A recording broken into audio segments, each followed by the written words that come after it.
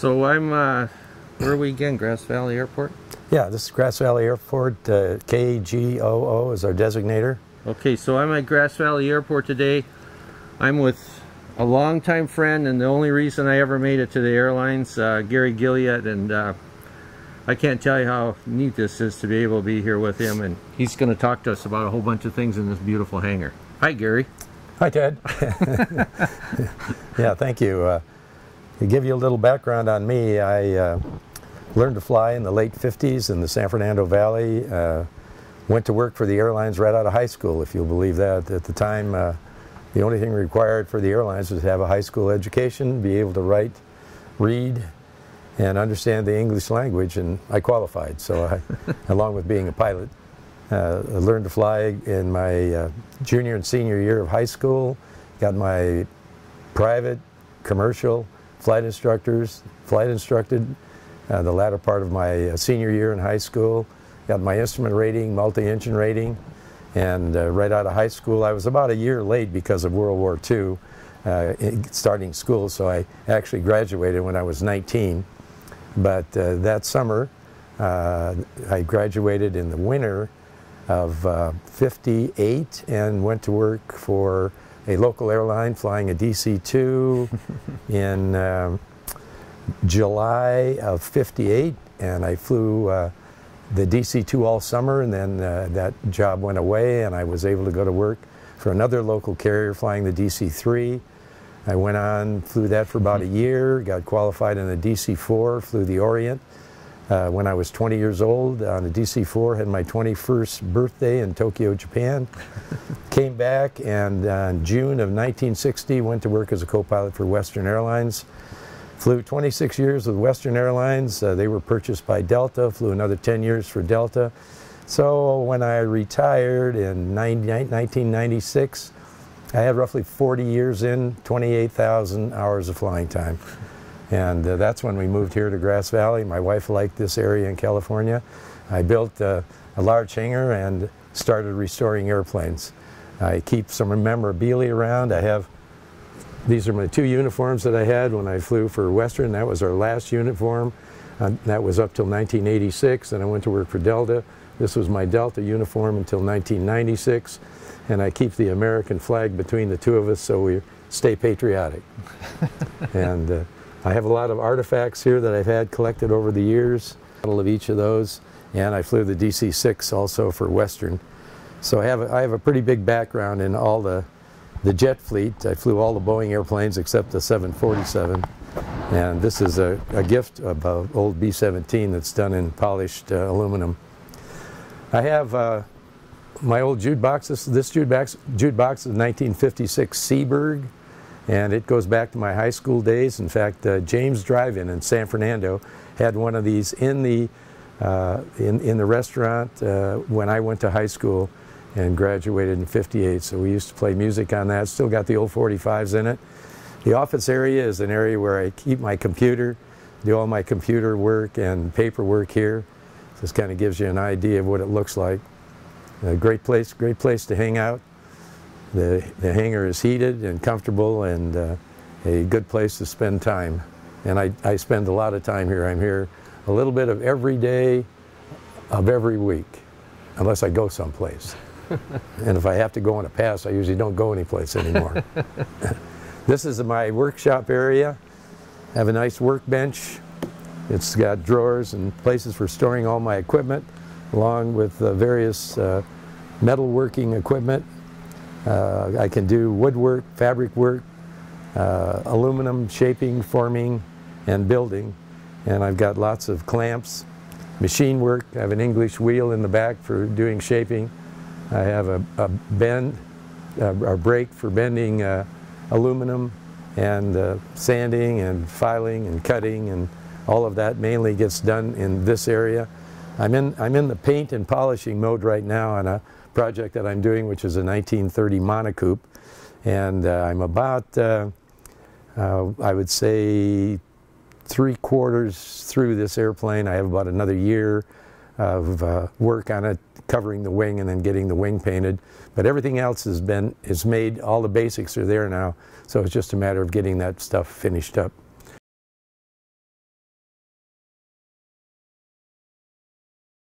I'll show you the, first of all, we can look at some of the components. These are the components that I've finished, painted. The propeller's been overhauled. This is an original ham standard propeller designed back in the late 20s. And it's all polished, and I keep it covered so nobody puts their finger and starts to corrode it. And these are finished parts that go on the airplane. The wing is behind me. The wing is a Clark Y wing that went on this airplane. It's got a 32-foot wingspan. It's a solid wing, and there's no break in the wing as most airplanes have where you put the left side and the right side on.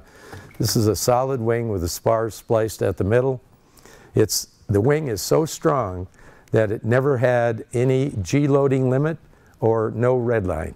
No red line at all? No red line. You couldn't get the airplane to go fast enough to cause the airplane to separate this wing. They never lost a wing off a monocoop ever. I have a picture of a guy in the early 30s doing an outside loop, meaning he was pulling at least 4 negative Gs in this airplane, and at an altitude, when he came around the bottom, it was an outside loop down, so when he reached the bottom of the loop, he was upside down going down the runway, and his vertical stabilizer was about this high off the ground. And he goes back around and comes back up the other side. It had a big Warner engine in it, which was the biggest engine they put on these monocoups, and it made about 165 horsepower, so it had a lot of horsepower for its power to weight ratio to do that loop. But anyhow, the wing is tremendously strong.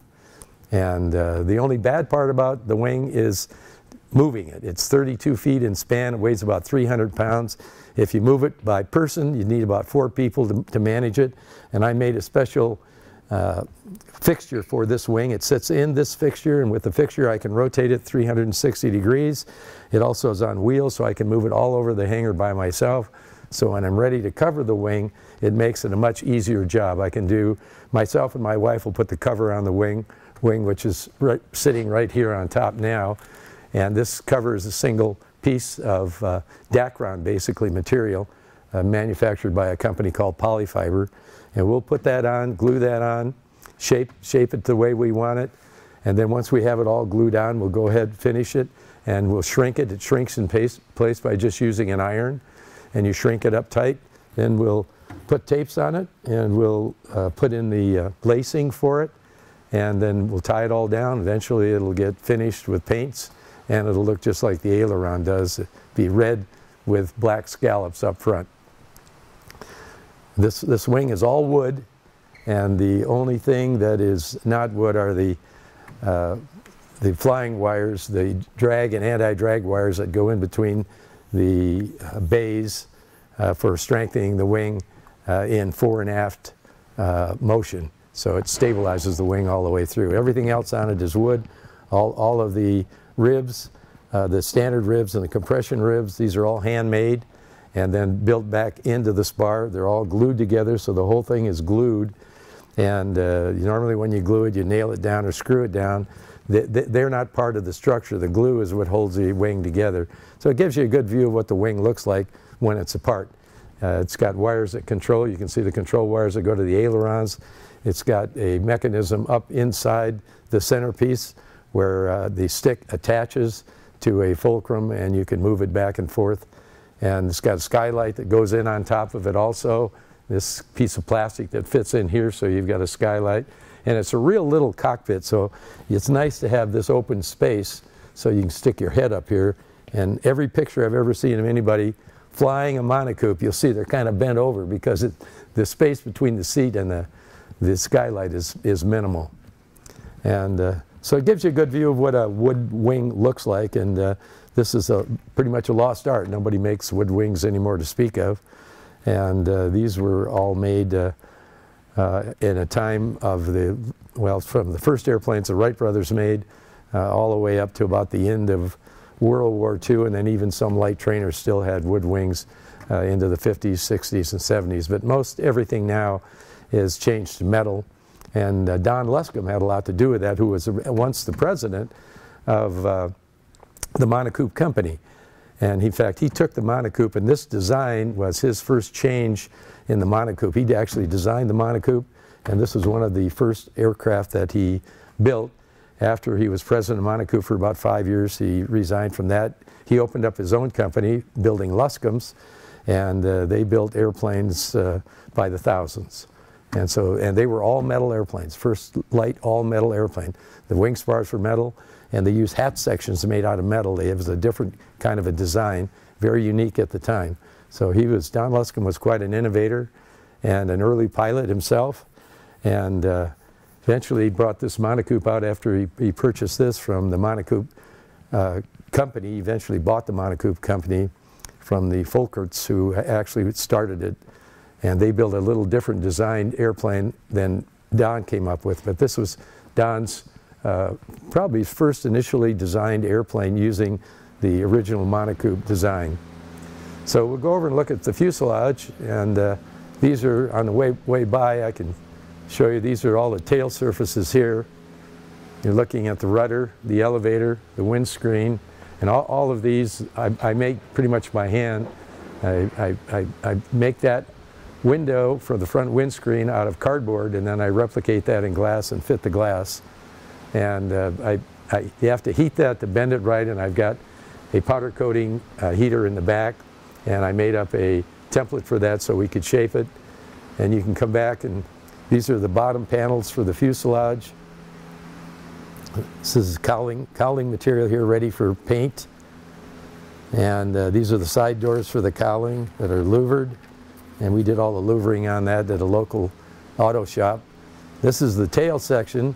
This is kind of unique also in that the horizontal and vertical stabilizers are in one piece. They're one weldment.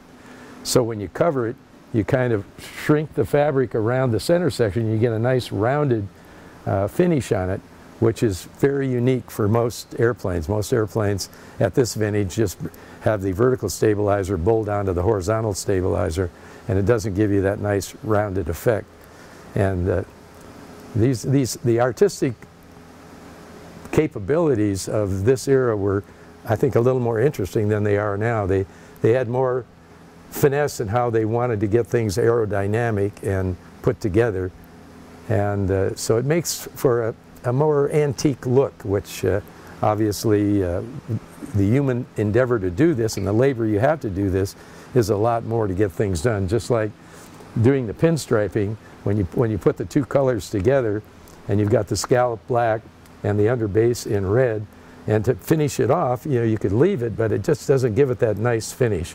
So by pinstriping, this is all done by hand, by the way, by a local artisan here in Grass Valley, and he does a great job.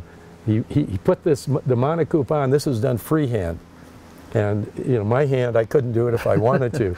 But Jim Mosier is the guy that does this, and his work is superlative. It is the best work that I've seen by just about anybody. It's beautiful. Yeah, it's a nice feature. It's beautiful. The fuselage, we've just finished this last summer, and this is the nose bowl here, which is getting ready for paint. And I've been sanding on this for the longest time and getting it shaped up, and it goes around the engine, which I'll show you. It's a 5-cylinder radial engine, and the engine is a Lambert engine, and they haven't made Lambert engines since about 1950. So making this engine was problematic at best. We had to actually machine numerous parts on this engine. The fuselage is painted in a paint, it's fabric covered. All the wood formers and stringers are in place, and it's covered in that same polyfiber, which is a Dacron based product, and it's covered, glued on, and then after you glue it, you heat it. Then after you heat it, you fill all of the fibers with polybrush with a brush. You actually brush that on, and then after you're done getting it brushed, it fills in all of the fibers for the polyfiber. Then you spray that with a UV protectorate, which is kind of a gray color looking product, and you have to put on 3 coats of UV protection. It's called polyspray, and after each coat you have to sand each one. So you go around, you have to sand the whole thing, then you spray another coat on it, you have to sand the whole thing, spray another coat, you have to sand the whole thing. So you've sanded the fuselage 3 times. Now it's ready for paint, but they recommend when you put on this aerothane that to get the red to come out as nice as you can, you put a coat of white base coat on it. So we painted it one more time with white base coat. That's sanded that again, that's 4 times. Then we sprayed it in red. And unfortunately on the first spraying we got too much material that drifted into the paint because we had to paint it outside. So I had to sand it all down again in 400 grit, and that's 5 times now that I've sanded it. And then I rented a paint booth and we took it to the paint booth and we painted it. And it came out pretty nice, except we got a little bit of stuff in the paint from the paint booth, and we had some runs that came right along in here that were very unsightly. So I said to myself, well, I've got enough paint on it now that I can color sand it. So I went through and I first cleaned up all the runs by taking a razor blade and scraping the runs down till they were just about to get the same depth as the paint, and then I sanded that with 2000. And now you can look down here and you can't see any runs in this paint at all. It's all basically perfect. And this is going to be a show airplane, so I want it to be really nice.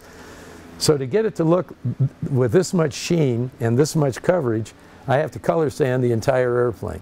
Now I've already been through it 5 times, right? So I start with 2000 and I sand the whole airplane in 2000. That's 6 times. I go back over it in 3000, that's 7 times. I go back over it in 5000, that's 8 times. Now it looks perfect. There's nothing you can see in it, but it's not shining. So now I have to buff the entire paint. That's 10 times, and the buffing process takes 3 buffing periods to do that: a medium, a light or soft, and then a polish. So I'm into this 11 times around this airplane. I've sanded or polished or buffed this airplane to get to this finish. Right now, in this light, and this is not very good light, it looks really nice. And you take it out in the sun and it is perfect.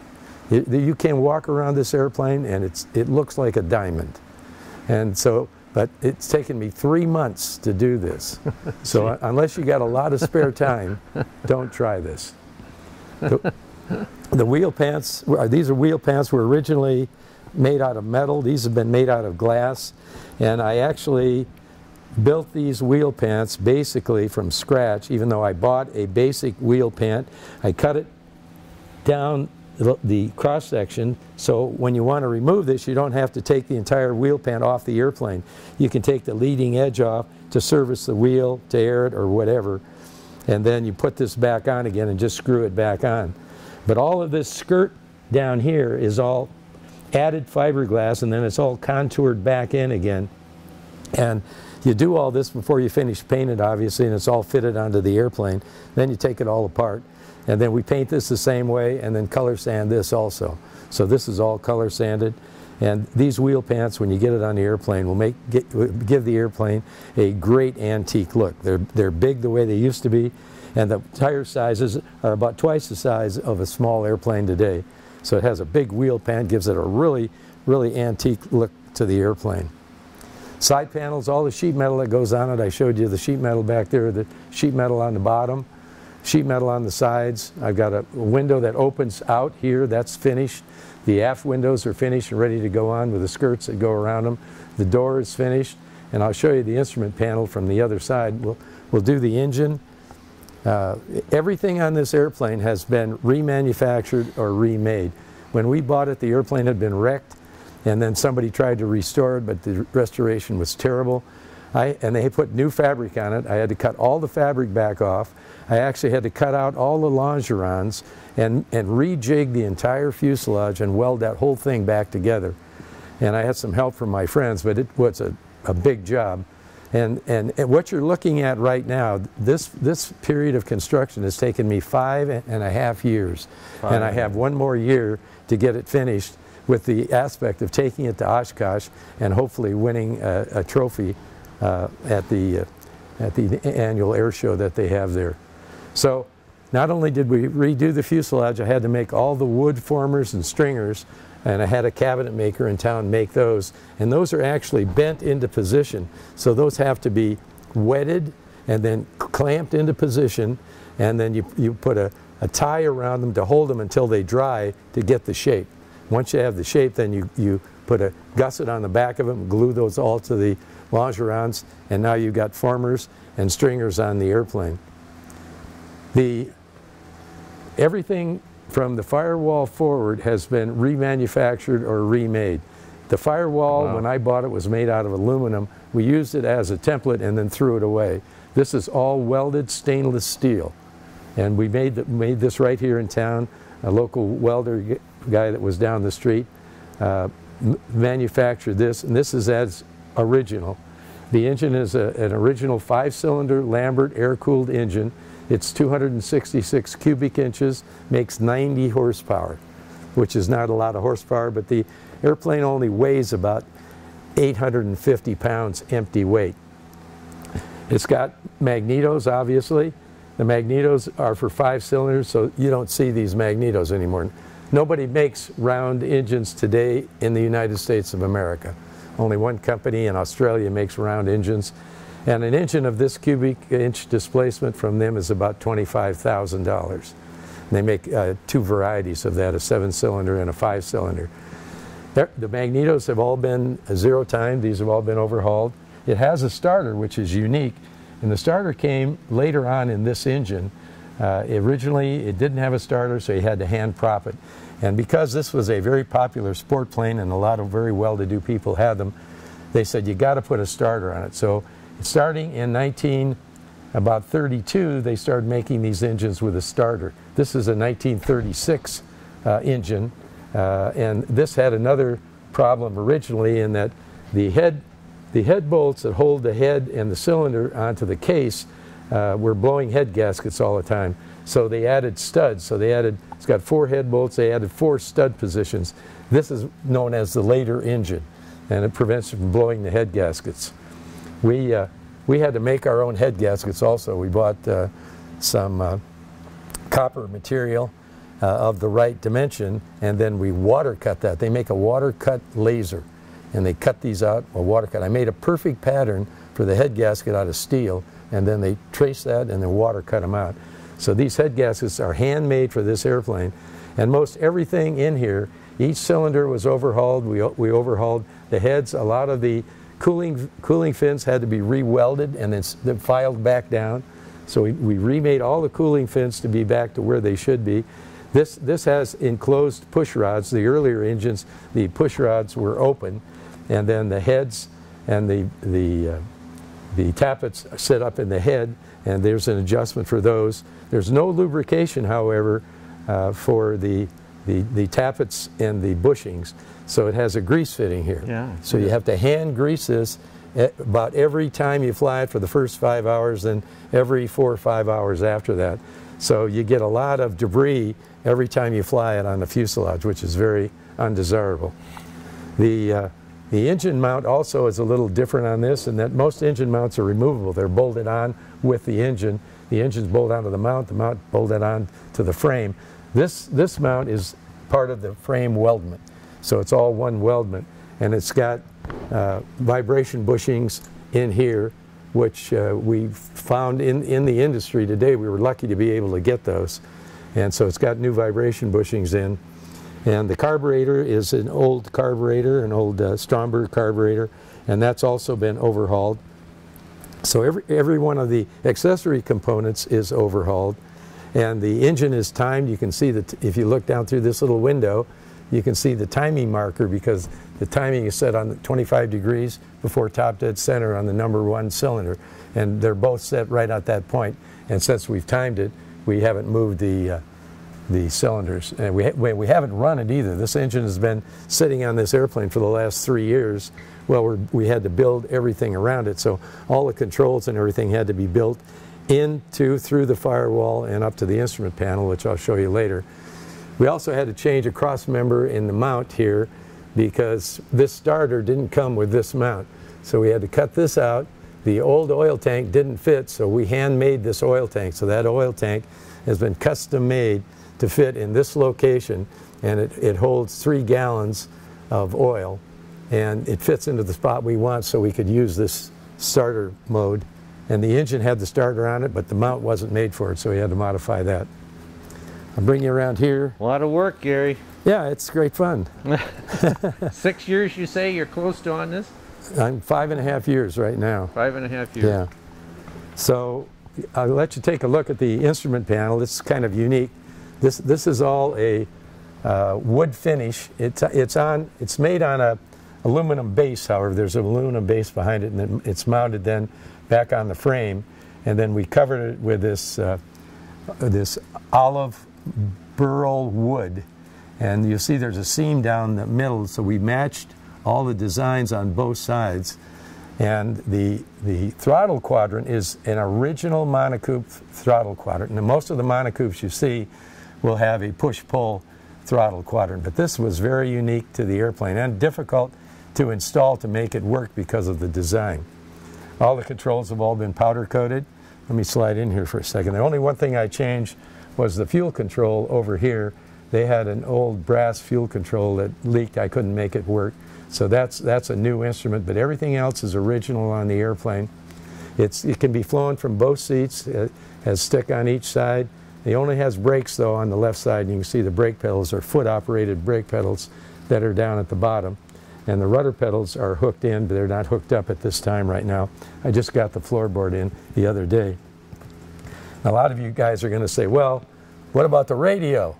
Well, it's got to have a radio today because you can't go anywhere without a radio. So to get a place to put the radio, I took the glove box and I put the radio in the glove box.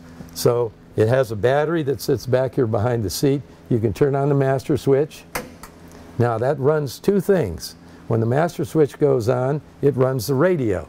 So now I can turn the radio on and you'll see the radio comes up. It's a digital and it's 760 channel. And it weighs less than a pound. It's made in Japan. It's called an FL760. I find this to be one of the best little radios around there. They're only about $500–600. Really? And it's for an extra radio. It's perfect for this airplane. It lets me communicate. I've used this on 2 other projects, and I've never had a problem with it. The only other thing I have to operate is the starter. I'll shut this radio off. The starter. And I'm going to shut the master off because I want to start the starter. This is a temporary switch. So when you want to start the airplane, you got the mixture and carb heat cold. You got the throttle idle and set. It's got a little primer over here. You can prime through the carburetor. So you turn the engine, pull the primer out. So you put your hand over here, pull the primer out, and then you put your hand on the throttle, and when it starts, push the prime back in and set the RPM where you want it to start. And then after that, that's all you got. You got carb heat, and you've got a mixture control. And the carburetor actually has a slight mixture control on it for leaning. Nothing as sophisticated as today's airplanes, but so it gives you a radio. It's got an electric system, and to get power to it when you're starting it, because it doesn't have a generator, you're always at a disadvantage. I put in this airplane an access for an external power contactor. So no matter where you go, you can take an auto or a pickup truck, and I've got a contactor that goes in here with 2 alligator clips you put on the battery and start the engine. When the engine's running, pull this back out, put it in its bag, give it to me, and I put it in the baggage compartment. Close this up, and you're ready to go. And you didn't have to use any of your battery energy to start the engine. That way, all the battery energy I have left is just to run the radio. So that radio will run forever. I've got a big battery back here, which is a state-of-the-art battery, but it's got a lot of capacity. So basically, the doors, another interesting part about this airplane is the doors on the right side. And you can see that when you get the seat and all this in here, it's really small in there. To get in there is very challenging because as you get in, the stick has to be, you got to get your leg around the stick. So if you're going to climb in this airplane and you get up here, you have to get in here and you crawl in, but your leg's out. So you actually have to try to get in the other way by stepping up and putting your leg in, because that left leg's got to go between, this is your aileron control, and right here, that bar that goes up to control the aileron sits on that side. So you got about this much room to put your leg in there, and I'm 75 years old. To get in there for me is a real challenge. So I may never fly this because I can't get into it. and a guy told me when I bought the project, he said, "You're going to get a monocoop?" And I said, "Yeah." He said, "You better go sit in one before you buy one." And I did, and it is challenging. So I may get somebody like Ted, who's small, to fly it for me for the first time. Well, I think I've told you everything about the monocoop. The only thing I didn't show you was the wing struts. We had to make those also. And these we made on the airplane with the wing on it. We actually put the wing on the airplane to make sure that the wing fit, because when I bought it, wing didn't fit on the airplane because the airframe was bent. So then we made these, and we made these out of streamlined tubing that we bought from Aircraft Spruce. And this tubing is about $50 a foot. So you can see we spent a lot of money just doing that. Then they all have to be custom made, custom welded, and all the in fittings have to be airworthy. These I was able to buy aftermarket. These we had to make, which are the attachments. And all of this has to be aircraft grade. And then kind of another cool little thing is they cover up the inside butt of the wing strut with fabric, so it gives it a little more aerodynamic shape. When we get these all painted red, it'll give it, again, a little more antique look than just having go straight into the fuselage, which most of the later airplanes did, because, again, it costs too much money to do this stuff. And being that I work for free, I can take the liberty to do all this. Okay, I think that shows you everything about the monocoop. I can give you a little more information if you want on the RV. Yeah, let's do the RV next. This airplane is roughly 10 years old now, and we built two of these at the same time. And this is probably, for those of you who are going to get into aviation, for this vintage, which is a modern airplane, this is probably the best all-around flying airplane that I've ever flown. The controls are perfectly balanced, they're light. You can do an aileron roll just with the slightest of pressure. And it's fully aerobatic, it's fast, it's almost a 200-mile-an-hour airplane. So when you want to go someplace, I can go from here to Los Angeles, which I'm going to go down to Los Angeles for Thanksgiving, and I can go from here to Los Angeles in 2.5 hours. If I drive, it takes me 9. So it's a good cross-country airplane. It's two-place side by side. It's got all the modern conveniences. The controls are not boosted, they're just regular controls. They're done with torque tubes, though. They're not done with cables, and so that gives you a much more positive control. Cables tend to be a little sloppy sometimes, especially in the aileron area. The monocoop is terrible for that. But these are very positive. It's got flaps on it, and so you get a pretty low landing speed. The airplane stalls at about 65 miles an hour, approach speed at about 80, and indicates, I usually indicate in knots, so it's about 160 knot airplane indicated in cruise. It's got all the basic airframe components. This airplane comes as a kit, and I bought it as a fast build kit, which means that the wing comes pretty much done. The flaps are not installed, but you install the flaps, the ailerons, the control system inside. The wingtips are made out of glass. You have to, they come made, but they have to be cut and fitted. And then there's one bottom panel, this upper panel on top.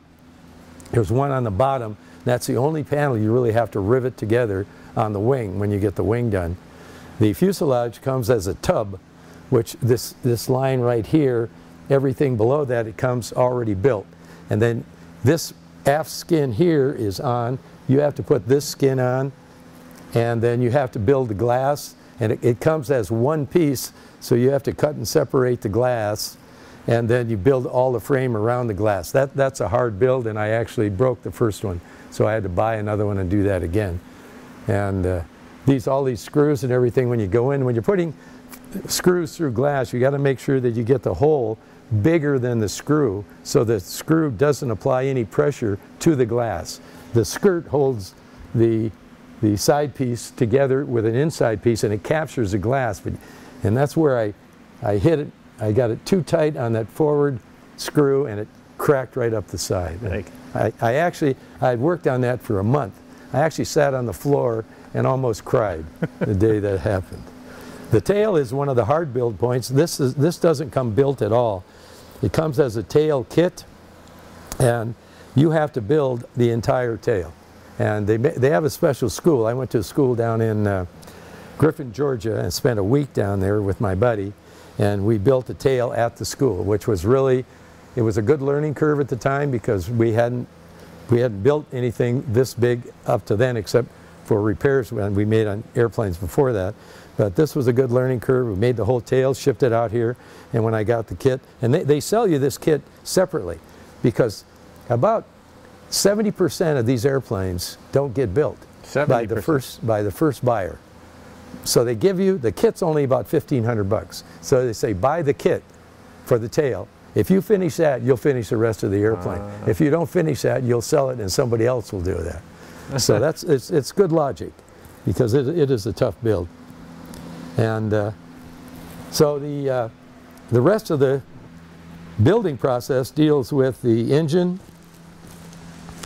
I got a spot on my floor here. I know. You walked right by. You barely. I don't know how I got that here. The engine is the covering for the engine, the cowling is all fiberglass. That is a tough build also because you got to get the glass to actually be exactly on the plane that you're going to put it together, because this line right here, this is a separate piece of glass and this is a separate piece of glass, and if you screw this line up, it looks terrible. So that line's got to be, it can't be together, it rubs the paint off. So you got to have about a 1/16 of an inch, but it's got to be straight. And you have to take a long file about this long when you sand that on both sides to get it exactly perfect. And this is held together with a piano hinge. And right here, to get the cowling apart, you take this cover off and you pull that piano hinge out, and that lets that cowling separate on each side. Then there's a piano hinge back here and over there and down here. So it's all held on with piano hinge, and the reason they do that is because there's no exterior attachments here. This is all clean. So this airplane's got nothing on it that sticks out to provide any parasite drag at all. Everything on it is clean. Fairings, wheel pants. Wheel pants are made out of glass, and as I showed you on the monocoop, they're separated here. That's where I got that idea, because I got them with this kit and I said that is a perfect way to do that. And then you put a glass fairing back on the back side of this. All the glass work, even though it looks good, it's really time consuming. It's all got to be sanded, it's all got to be made perfect, and then it's got to get painted perfect. And this whole airplane is painted in base coat, clear coat, which is an automotive process. And you paint the whole airplane in a base coat, so you paint it all gray. And now you got to get all of these colors on the airplane.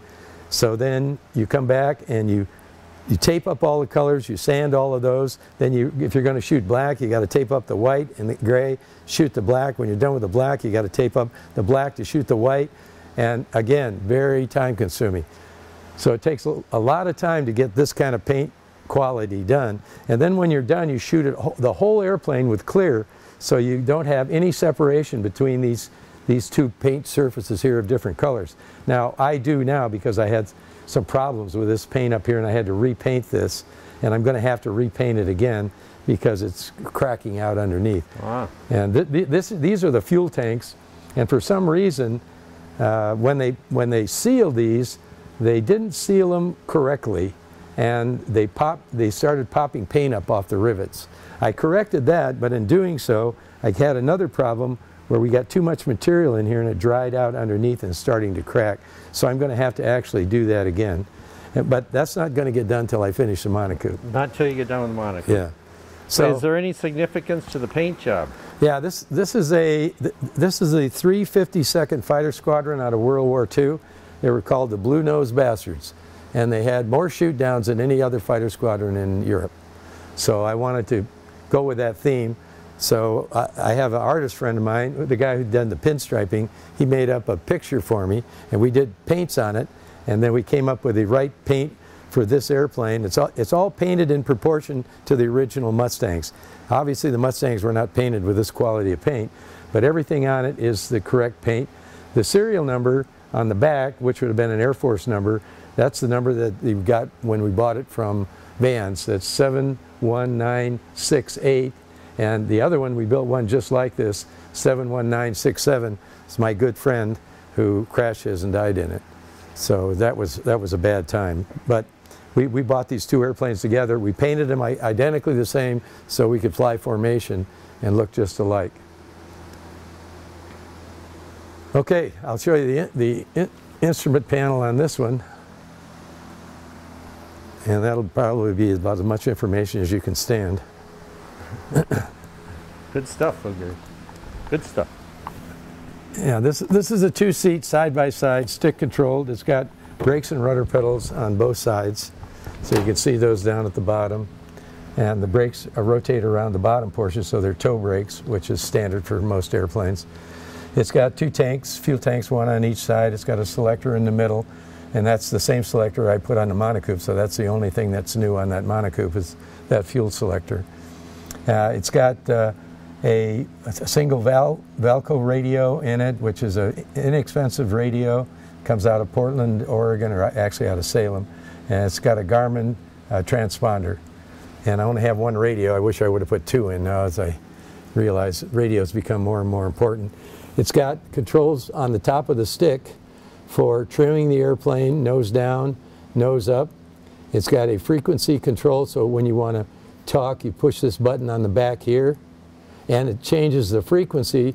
That's a double selector there. You can either have channel A or channel B. You can change it from here, because when you're flying formation, you can never look away from lead, so you just press the button and it changes it over to the number 2 frequency. And so that's a nice feature. It's got a standard T panel in it. All the engine instruments are right there in the middle. The other accessory instruments, voltage and G and all of that, fuel selection over on the side. It's got standard toggle switches for everything, master, alternator, radio, strobe, navigation, landing lights, boost pump. It's got a variable pitch propeller, mixture adjustment, and standard throttle. It's got WAG lights on it also, which I put on later for not obstruction, but detections for other people to see you. And so it's a pretty good all-around total airplane. It's got oxygen in it, so you can go to altitude, and it's got the radio, as I mentioned, works great, and it's got a big baggage area in the back. Put 100 pounds back here, and you can carry a lot of stuff. My wife and I have taken this on a lot of vacations. A good all-around airplane, and if you're going to build an airplane, I don't know if you're starting college at this point. You're not probably build one until you start making some money, but this airplane, with this engine, it's got a Lycoming IO360. It's fuel injected and makes 200 horsepower. The engines today are running about 35 to 40,000. The propellers are running about 10, so you got about $50,000 just in the engine and propeller. The kit is cheap in comparison. It's about $25,000. So you're looking at an airplane out the door by the time you get it done at about $85,000, and you've done all the labor to put it together. So it's expensive. I mean, it's like buying a new Porsche, but it's just as much fun as a new Porsche. So it's probably in that same groove. That's a good comparison. Yeah. Formation group, and this is Bob Hobart, who's a retired Air Force guy, was our lead. Mike Call, retired Air Force, then flew with American Airlines, was number 2. I'm airline trained, number 3, and Rudy Rudolph, airline trained, was number 4. In fact, Bob flew for American, Mike flew for American, Rudy flew for American, and I flew for Western Delta. The only civilian we had was, I told you, my buddy who got killed, Steve Wilson, and he was a damn good pilot, although he didn't have a lot of time. He was a good stick guy. Flew good formation. I miss him a lot. We're moving over here to some of the memorabilia of World War II, but something that's Gary did that I find very interesting, and he's explained it to me several times. He hopefully hits some of his good high points here. 1990 World Vintage Air Rally, yeah. And we'll let Gary take over from there. Yeah, this was advertised and organized by a group of Australians, and 4 or 5 Australians wanted to put together the original flight from London, England to Sydney, Australia, that happened in 1919. And these were two guys that were out of Australia. I don't remember their names right now. I should know that. But they finished up after World War I, and they purchased this. Actually, they did it as Australian officers, and they flew the airplane from London, England to Australia. Now, in 1919, it was really easy. It's hard to believe that compared to what it is today, but the British Empire extended all the way from England to Australia. So all of the countries that are now our enemies are all part of the English Commonwealth at that time. So these guys were on English soil every place they went. India, all of the Middle East, and most of Asia, Pakistan, which was part of India at the time, Iran. All of these countries were controlled by England. So every time they landed, they were on English soil. We had a whole different problem. We have to go through Iraq, and we tried to get permission. The Iraqis said, you know, go to hell. And so we ended up having to go through Saudi Arabia. We had to go down to Egypt. And we tried to get up to go through Iraq. They sent us back. We ended up going down through Saudi Arabia and then down the Persian Gulf and off across India. So at that time in 1919, it was a pretty simple matter. For us, it was very complex. And we had to use a service out of England called Overflight International, and they had to coordinate with every country that we went through. So we had to have agreements. We had to be there on certain times, certain dates, and et cetera. It all got started after we read this in the Northwest Flyer magazine. They were going to have this antique air rally, and my neighbor and I decided that we wanted to do this. So we ended up going down to California. We bought a Stinson 108-3 with a 165 horsepower Franklin engine, and we flew that back up to Portland, Oregon, where I was based at the time, flying for Delta Airlines. And we went through the airplane. We fixed everything on the airplane that needed to be fixed. We took the back seat out, put another 10-gallon tank in the back, so we had 6 hours of fuel. Got it all ready, and then we got a shipping container along with 2 other guys that were going to go on it. And we shipped it from Portland, Oregon, through the Panama Canal to a place called Lincoln, England. It was about 100 miles north of London. And it was an old airport up there that we found a guy had, that he said we could bring the airplane in there, put it all back together, and get it ready to fly. So this was in February of 1990. And we get it all ready, put it together, fly it back down to White Waltham Airport in London, just outside of London, England, and we're ready to go. There were 23 airplanes that were going to go. Yeah, the airplanes from Australia, airplanes from England, and about half airplanes from the United States. And we had every variety of airplane. We even had an AT-6. We had a couple of Beechcraft Bonanzas, early models. We had a Howard, DGA. We were in the Stinson. We had our buddies. We were in a Cessna 170. And all the airplanes were supposed to be antique airplanes. And then, therefore, the name World Vintage Air Rally. So we didn't want any modern airplanes. And we started out that you had to submit your flight plan. The flight plan would factor in the time between all points and the fuel burn. And when we got to Sydney, Australia, the pilots that were the closest would get a special award. Well, after we got going, it got to be in such jeopardy, we realized that that wasn't going to get it. Just getting there was going to be the problem. So we accepted that, and we all teamed up. So there was always 2 airplanes together, so we were in a team. So if you're crossing a large body of water or something like that and you have a problem, you got somebody to go back with you. You didn't have to ditch on your own. And so anyhow, we started on this air rally. We went from England over to France, and then we had our first overnight was in Troyes, France, which is just across the English Channel, around the north of Paris. And we went in and overnighted at Troyes, which is just close to Lyon. Spent the night, and on that first day, we lost 3 airplanes. 3 in the first day? 3 airplanes in the first day. Mechanical, or? No. 2 of the airplanes, one was a Tiger Moth and the other was a J3 Cub, had to take off from White Waltham and had to land in Calais, which is the closest spot from England to refuel. Well, this happened to be that day there was a gale blowing in Calais. and both airplanes crashed trying to land in Calais. Ah. And they're, you know, a Cub and a Tiger moth, they're so slow that they're subject to any kind of wind. So they both got boxed up from there and got sent back to the U.S. The other airplane is we had a gull-wing Stinson, and he lost, after he got into Troyes that evening, he had blown a cylinder. So he was out. So the first airplane, we're down to 20 airplanes. So we lay over in Troyes. We had to spend an extra day there for weather, and then we went down to Marseille, and we spent the next 2 days in Marseille. We actually stayed in Cannes, or Cannes, however you want to pronounce that. And so we spent a couple days, did some laundry, and then we left there. We went to Italy, and we overnighted in Rome. Then we went from Rome to Greece, overnighted on the island of Crete, and we ended up spending a couple days on Crete. And then from there, we were going to go across the Mediterranean to Alexandria, Egypt. And this is where we had our first problem.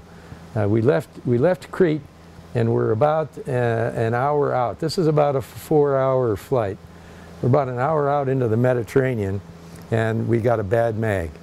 And the engine started running really rough. So we said, well, we're not even halfway across the Mediterranean. So we maydaid, turned around and started back to the island of Crete.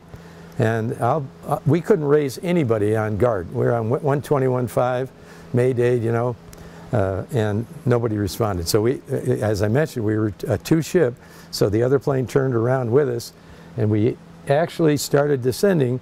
We were about 6,000 feet, and when we turned around, we could only hold about 1,800 RPM, so we're descending all the way back, and we're getting lower and lower, and I can see the island now. We're coming up on it, and the guy that I'm with, Phil, I said, Phil, we might not make this. And anyhow, we had just enough altitude. There was an abandoned strip on the east side of the island of Crete, and we just made it into that. So we're there by ourselves. The other guy lands, and so we take the magnetos basically apart, look at them, check the points, lubricate them, put them all back together. It ran a little bit better, but still too rough to take it across the Mediterranean. So they left, and they went across the Mediterranean to Alexandria. We turned around and went back to the capital of Crete, Heraklion. And we had to get a mechanic, take the mags off, tune the mags, time and put them back on. We had them ready by that evening at about 10 o'clock and got them back on the airplane. And we left at 5 o'clock in the morning and caught up with the guys in Alexandria the next morning. So from Alexandria, we were going to go down the Nile River and then go over to the Red Sea and go back up to Jordan, and from Jordan go back up and run between Saudi Arabia and Iraq to get back down into the Persian Gulf. We're trying to get to Bahrain, but the Iraqis wouldn't let us in, so we had to turn around, come back out of Jordan, and we laid over in Aqaba, which is a famous place there right on the Red Sea. Had to come back in to Luxor, Egypt, and then back down to go into Saudi Arabia. We went in through Jeddah, and then across Saudi Arabia. That's where we lost the next airplane, which was a Fairchild 24 with a Ranger engine on it. He had an engine failure, landed on a highway in Saudi Arabia, and the Saudis didn't like that too much, so they brought a cat out and pushed his airplane off the highway. So he lost that airplane. So now we're down to 19. And so we overnight in Bahrain, and we leave Bahrain to go down to Oman to get across into Pakistan. And I'm standing way outside of where I want to be here. Yeah, down here. We were trying to get to Pakistan. Well, we can't go into Iran. This is Iran here. So we run down the center of the Persian Gulf to Oman, and then we cross over, missing Iran, and we go into Pakistan. And that was a pretty exciting landing. We went to the first airport we could get into Pakistan, and they have nothing there. And we rented a car, and we got 2 50-gallon drums. We drove down to the town, which I don't remember its name, a little town in the middle of nowhere in West Pakistan, and then filled up these 55-gallon drums, came back up, poured it all into our airplane, and left to continue our trip down to Karachi. We went to Karachi. We spent about 3 days there doing maintenance, and then from Karachi we head across India. Takes us 4 days to get across India, and we end up over here in Calcutta. We had to spend 4 days in Calcutta because we had to go down through Rangoon, and the Myanmar government, who are very hostile, said we couldn't come into their mainland, and we don't have enough gas to get around it. So we screwed around negotiations for about 4 days. They finally said, okay, we'll give you a window that you can go down. So we went from Calcutta over to Bangladesh, and then spent the night in Bangladesh. We fueled up, and they said you can land in Rangoon, but you can't buy any fuel there, which left us at a big disadvantage because we don't have enough fuel. We got to make it all the way to Bangkok, Thailand, and for us that's about seven hours. We don't have enough fuel to go that far. So we decided we're going to carry fuel with us. So we bought a bunch of 1-gallon fuel containers, and we fill those up with fuel and put them in our baggage compartment, which is really kind of stupid. And so then we leave and go on down to Rangoon. We had to fly above 8,000 feet because that was small arms fire could reach up to that altitude. So we had to be above what small arms fire could reach us, or they'd shoot us down. We land in Rangoon, and would you believe they'd let us buy fuel? But we have all this fuel, yeah. So we used our own fuel. That was our biggest mistake of the whole trip, because we had about 5 or 6 gallons of extra fuel, but it wasn't quite enough, and it didn't top the tanks off, and I didn't go ahead and buy fuel there. I should have, because it happens that we get out of there late that afternoon, and we got to go across this little body of water, which is right here, and to get into Thailand. And once we leave Rangoon, we overfly this sector of this, what is that, the Gulf of, can you read that? And then when you get over here into Thailand, it's all jungle. There is no place to land. Well, it just happens the sun is going down just about the time we roll up on Thailand, and we're starting to move across Thailand, and I'm doing my how goes it on fuel, and I finally realize I can't make Bangkok. And I'm over jungle at night. Now I have position lights on this Stenson, and I have basically very minimal lights on the inside.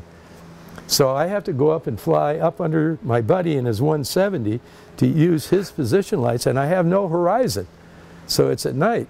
And I got needle ball and airspeed, but boy, that's pretty cumbersome at night, and I'm trying to navigate, and my partner, he can't navigate at all. He's got no skills in that area. And so I come up underneath the Cessna, and I use his position lights, and I told Phil, I said, just stay right there and just follow him. And then I'm navigating, and I finally go back to guard again, my second time on this trip, and I call up Mayday, and we were Vintage Rally flight, and our flight number was Hotel.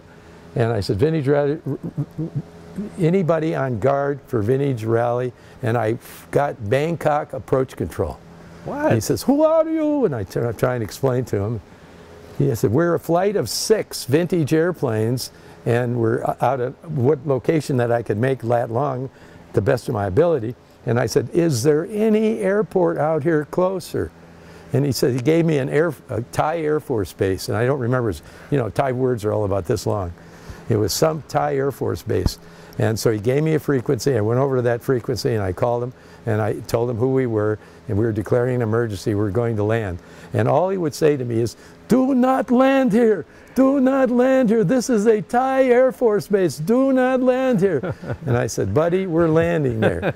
And he's got a bunch of T-37 shooting transition in the traffic pattern. And they're doing night landings. Oh, no. So we all turn on, everybody who's got lights turns on all their lights, and here we come. And all 6 airplanes go in, and we land, taxi clear of the runway, and there's a follow me, it takes us over. And there's all kinds of guys with guns and rifles and everything else around us. And so we get out, and we're standing there, and pretty soon here comes a staff car, and this guy gets out, and he's about a colonel, if that. He comes over, and in perfect English, he says, what the hell are you doing here? And I says, well, I'm going to explain it to you really quickly. He says, God, do you realize the trouble I'm going to have? And I said, look, all we need to do is get some gas, and we'll be out of here. Well, they don't have any avgas there. All they have is jet fuel. Oh. So he says, you'll have to wait till morning. He says, what I'll do is I'll take you over to the BOQ. I'll give you guys billet in the BOQ. Don't talk to anybody. Don't tell anybody where you came from. Don't tell them that you're here. Don't tell anybody anything. He said, I'll give you some food and some beer. Just hang out by yourself. So we did. We hung out next morning. About 5 o'clock, they show up. They take us downtown. We buy enough fuel to put on our airplane. We fill up the airplane, so we go on to Bangkok. And so now we're over here. We're down in Bangkok, which is right here.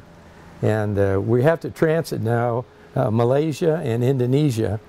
And we're going to finally end up going out here to the Timoran Island, which is the last island in the chain before you can go across to Australia. So we're going to lose another airplane in Bangkok. There was a tri-pacer that 2 lady pilots were flying. They taxied right up behind a Boeing 747, and he put the power up and it flipped them right over on their back. Nice. So that's, what is that, 5 or 6. And then we'll lose one more airplane in Australia for 7. And I was thinking we lost almost half, but we lost a lot of airplanes en route. No fatalities, however, which is good. Those women made it through okay? They're flipping over? Yeah, well, there was another one that went down to the Big Rock here in Red Rock in Australia, and they ran out of fuel and crashed down there. They were just going someplace on their own. Anyhow, we get through all of Indonesia and Malaysia, and we made a stop in Bali, which is a pretty spot I'd like to go back to, but I don't think I ever will. And we ended up not being able to make the Timoran Island. We had to stay at Samba, which is an island just this side of it, because we were out of gas again. We refueled there, and then we caught up with them the next morning in Timor. And that passage from Timor to northern Australia, and this is in the serious outback, let me tell you. There's an island right here that's got a radio beacon and an airport, and it's an oil drilling facility. So we could make this island. However, it only had a low frequency approach and an ADF beacon for us, and we had no VOR, so 4 hours without a fix is a long time to go. And so we came off of Timor, and we basically set a track that would take us there if the winds didn't change. And we held that track for 4 hours and hit that island right in the middle. It was pretty amazing. Pretty amazing for sure. Yeah, and then the rest of the trip is going across the northern portion of Australia and then back down to Sydney. And we sold the airplane to a guy that owned a ranch up in the middle of Australia. And we landed there for fuel. And he came over and asked us what we were doing, where we were going. He said, what are you going to do with this airplane? We said, well, we're going to sell it. He said, I'll buy it.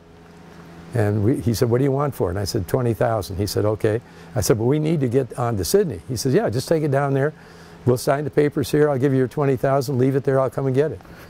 And so that's a great deal for us.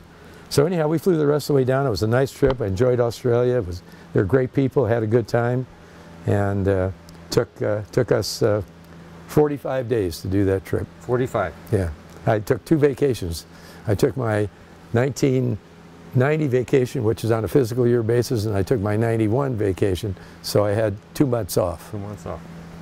And it was a great trip from the standpoint of navigation, going through interesting places, and it cost us $10,000 out of pocket and a month and a half, and I wouldn't do it again if you paid me $10,000. We did have one really interesting landing down here in on the Big Island in